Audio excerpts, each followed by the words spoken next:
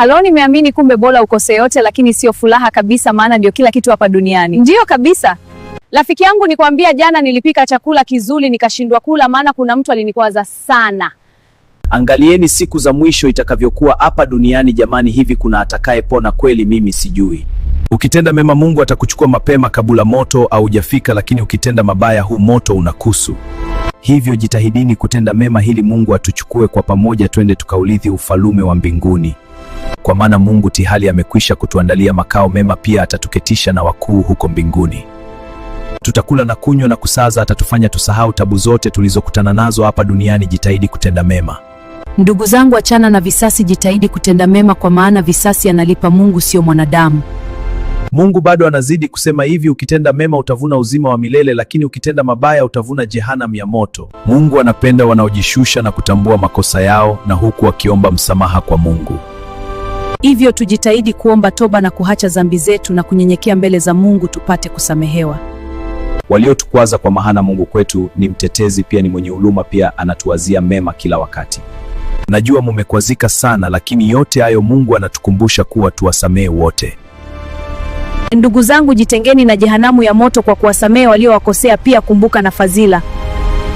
Sasa kwa nini ukubali kwenda kwenye jehanamu ya moto wakati bado muda wa kutengeneza na Mungu hupo?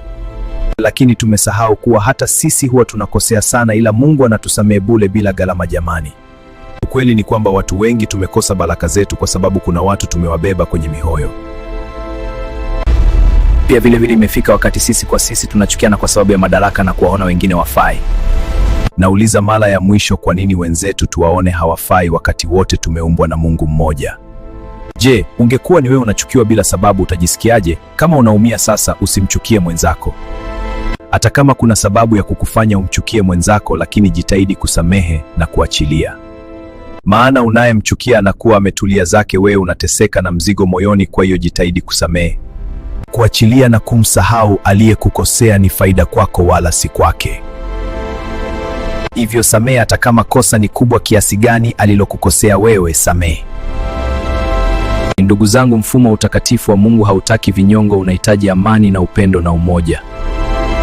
Utumishi wako kwa Mungu uko wapi kama unakaa na vinyongo moyoni? Wewe samehe, maana maisha yanapita. Huna hata aibu, unaenda kuomba toba mbele za Mungu usamehewe, kumbe wewe hutaki kumsamehe jirani yako.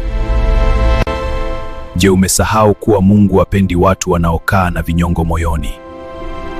Sasa kama unajua Mungu hapendi, kwa nini unamchukia hadi kwa jirani yako? Acha chuki, dunia tunapita. Amen. Sasa karibuni mbinguni nyote wenye moyo safi na unyenyekevu, tukalisi ufalume wote wa mbinguni. Na nyinyi mnaotaka kusamehewa ila hamtaki kuwasamehe wenzenu, karibu jehanamu ya moto, tuungue kwa pamoja. Baba yangu na Mungu wangu, asante kwa kunipa ufalume wa mbinguni. Mwanangu, asante, kushukuru sana.